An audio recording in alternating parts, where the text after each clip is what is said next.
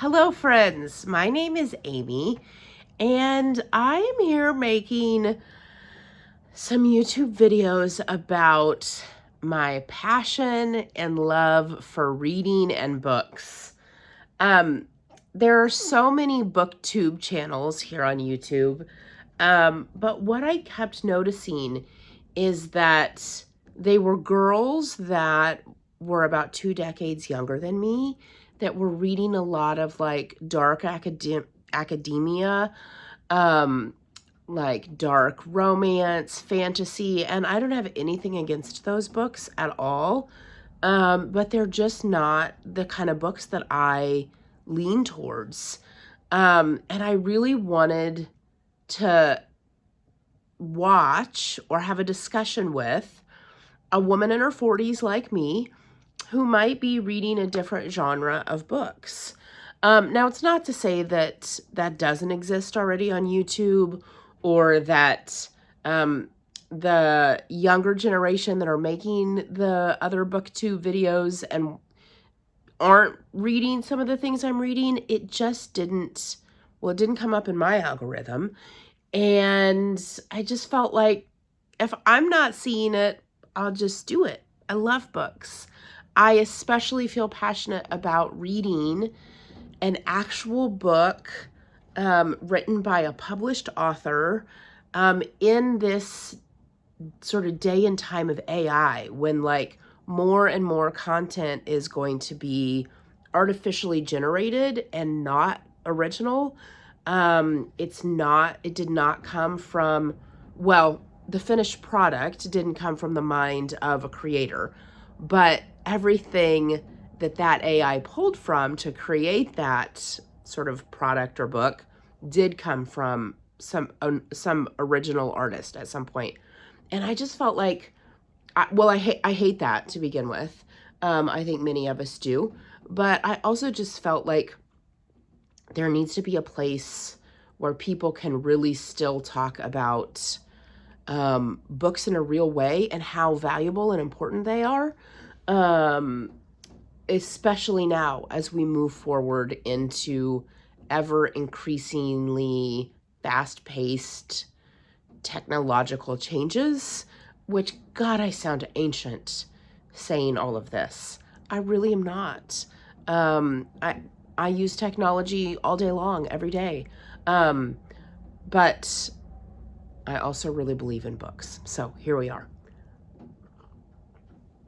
So what I wanted to share today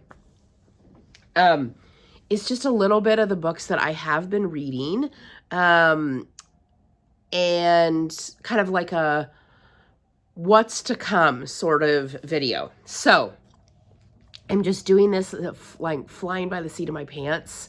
If I tried to craft it and write a script and do all of the perfect things, have all my makeup on and the lighting perfect, it was never going to happen. I have too busy and full of a life to like be that professional in my very first video. So here we go. Okay, I love libraries. Love them, love them, love them. Since I was a kid, my mom started taking me to the library. I remember going on Saturday morning to story hour. I live in the Midwest, so the Salina, Kansas Public Library had these stairs. This would have been back in the 80s, that like these long stairs that like all the kids could pile around and sit on. They would read a book, and I was just entranced with it. I loved the library.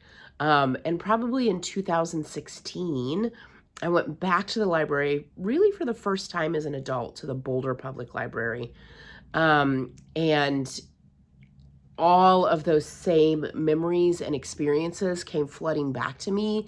Like the worlds that are available to you when you walk through the door of a library. You just don't know what books are in there, like all of the different kinds of media that they now have, DVDs and magazines and so many different things that you can utilize to like dive into different worlds and different experiences and stories. It just lights me up.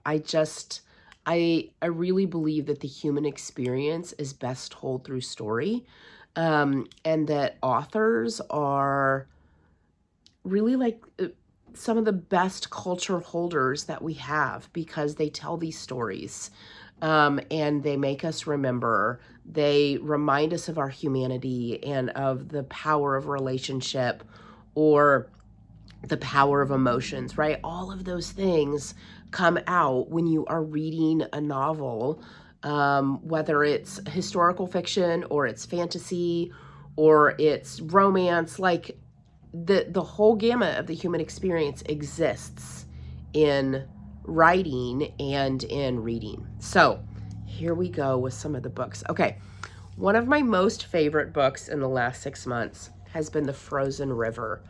If you haven't read this, I know it was a Good Morning America book club book, but I found out about it from my friend Audrey. Shout out to Audrey, my fellow reader. This book blew my mind. The story is about a midwife in the late 1700s in Maine. Some stuff happens in her sort of, I don't even know what to call it, like pioneer community, like, and it's profound. It's actually Martha Ballard is the midwife, a real like person that lived in Maine at this time period. The events that happen in the book are true, but the author Ariel Lawhon will she writes in the back of the book that she did have to take liberties with Martha's journals. And by the way, Martha's journals are like well documented. Like PBS made a documentary about her years ago, like, which I only found out about after becoming obsessed with this book. But Ariel talks about how Martha, true to the people of that time, wrote very succinct, like, delivered so-and-so's baby at 8:24 in the morning. Weather was cold and dry, right? Trial happened today. So-and-so testified, right? Like there wasn't a lot of detail and like commentary and emotional information that Martha gave in her journal. So Ariel really colors that in this book, which is obviously what makes it more fictional. But it is spectacular. I'm not going to give a ton of it away. Maybe I will do a review of it at a later date, but I highly recommend this one. Loved it. Like, so I just was obsessed with it. I love historical fiction. You're going to learn that as this channel goes on. Okay, the next one is The River is Waiting, Wally Lamb. So I'm going to do a video here in the next couple of weeks about some of the books that really impacted me when I was in my teens and early 20s. Like those are sort of like the formative books, aside from the books, you know, that were formative to me when I was a kid. I can think of a handful of books that really impacted me deeply when I was basically a college student. Wally Lamb was one of those authors. I've come undone. She's come undone, and I know this much is true. Profoundly, like, God, they were such good books. So I was really excited to read this book, and this is not a comfortable read. I'm going to tell you right off the bat. I'm not done with it yet, but holy cow. It's intense. It is intense. It is not for the faint of heart. You really like have to be a little bit okay with pretty significant tragedy and devastation. And again, like I said earlier, the potency and rawness of the human experience. Wally Lamb, he captures it like nobody else. Like, man, it is a powerful book. It's really good. Okay, then we're going to skip genres. We're switching quite quickly, right? We've got historical fiction and then mostly like modern fiction. And now we are in fantasy, but The Girl in the Tower. So the first book this is the second book in the series by Katherine Arden. The first book in the series is called The Bear and the Nightingale. My little old woman heart Read it in large print. Love a large print book. Love it, love it, love it. You see the glasses. And now I'm reading The Bear and the Nightingale. Not done with this one either. I'm often reading like 4 books at a time. This book is, well, this series is just, it is fantasy, but it is sort of historical fantasy, I guess, in that Katherine Arden studied, it takes place in Russia, in like, I guess you'd say ancient Russia, and when it was not really called Russia, I believe. And she studied Russian. Like, she studied not just the language, but the culture and like the terminology she uses, and is all like really, I think that at least in the, oh yeah, there's a glossary. In the back of The Bear and the Nightingale, there was a glossary as well. So she goes through all of these like Russian terms that you're like, some religious terms, just like some of the language that they use or did use in sort of ancient times. It's not, there's not like a particular time period. It's not like, oh, in the 11th century, like this took place. It doesn't happen necessarily like that, but this is I just like, if you look this up on Goodreads, it has one of the highest ratings of any books I've ever seen. I think it was like 4.22 was the rating, the reader rating. Like, she just does an excellent job with these books. They're so captivating, and so sort of out of the ordinary for me in terms of like something set in Russia. Like, that's like the first time I've ever really read anything about Russia. So, okay. And then just for fun, I think Adam Grant is an interesting character if you're not familiar with him. He's a professor at the Wharton School of Business, I believe, where's that at? Pennsylvania. He is a organizational psychologist, who writes about like work culture, talks about work culture. I think he's got a podcast. He's appeared on a ton of podcasts. Like, he's maybe like not a household name, but I think he is a really interesting thinker. I think he has a deep heart for humans and human behavior. And so I love this book, How Nonconformists Move the World. Thank you, Adam Grant. I tend to be a little bit of a nonconformist myself. And